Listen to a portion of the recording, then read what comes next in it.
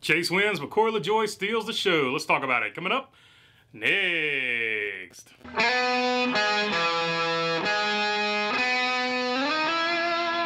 What's going on, everybody? Hope you're doing good this Monday. All right, Chase Elliott wins the race in his hometown track at Atlanta Motor Speedway. And first off, let's talk about that race. It was a great race in my opinion. There was a lot of changes for the lead. A lot of different guys were up there leading the race. To me, it was like a smaller version of Talladega or Daytona, but the hometown kid, Chase Elliott, wins the race. And we know he's the hometown kid because they did the Dawsonville pool room thing, which was really cool at first. But then they kind of overdid it, in my opinion.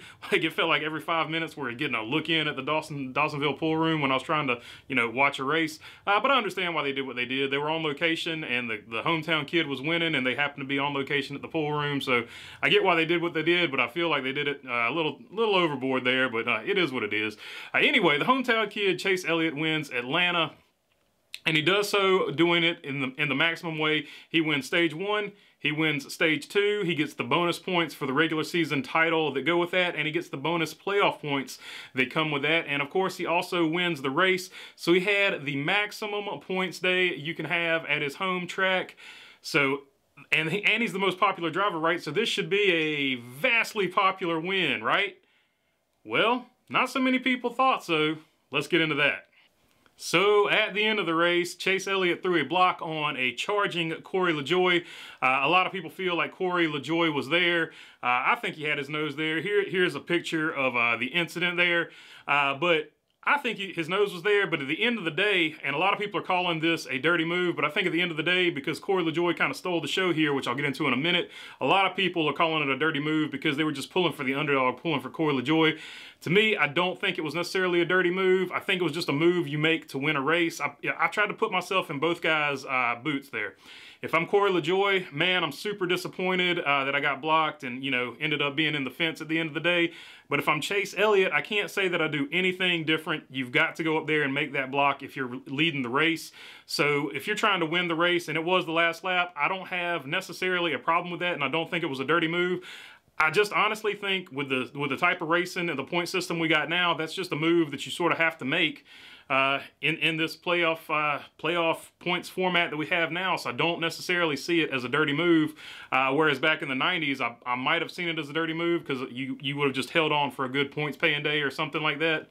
But I think the reason a lot of people see this as a dirty move is that Corey LaJoie was the underdog and they wanted to see the underdog. So let's talk about that.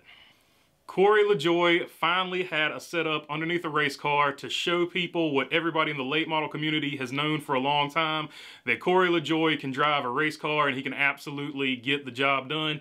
He led more laps this race than he has ever led in any other race, 12 or more, 12 at the last time I was counting them.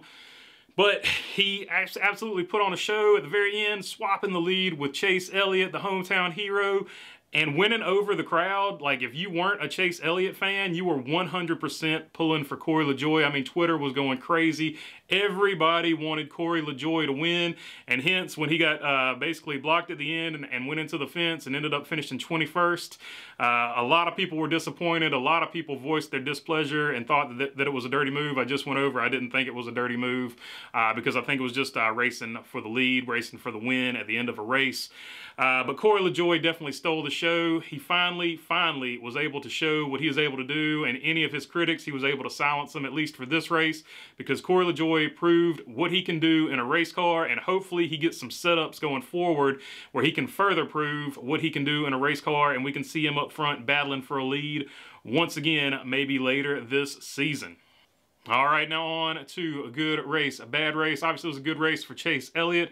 And even though he finished 21st, I'm going to have to say it was a good race for Corey LaJoie because, like I just said, he finally got his name out there. It was a good race for Cole Custer. He got that 10th place finish coming off of a 15th place finish last week. So Cole Custer is finally starting to rebound and get out of this terrible season. And let's go to bad race. Bad race for Ryan Blaney. Ryan Blaney was looking like a guy who could win the regular season title without winning a playoff race, which would, of course, lock him into the playoffs. But Chase Elliott getting maximum points today dealt a serious serious blow to that effort. So Ryan Blaney is another guy now looking at the win to get in situation, because if 3 other drivers win that aren't Ryan Blaney, he'll be knocked out, where he was in a position where he possibly could have won the regular season title without a win. So it's gotta say, even though he didn't have a terrible race, it was a bad race for him because of what Chase Elliott did. All right, that is all I've got for you today. If you made it this far, feel free to subscribe. I really will appreciate those subscriptions because it helps the channel out more than you will ever know. And if you got a comment or question, leave it down in the comment section. I try to get to as many of these as I can. And other than that, thanks for your time. Peace. All right, I got 2 more videos coming out after this. Obviously, I didn't cover the Ross Chastain deal, and I didn't cover the NBC coverage. So there will be 2 more videos coming out after this. All right, I'm really going now.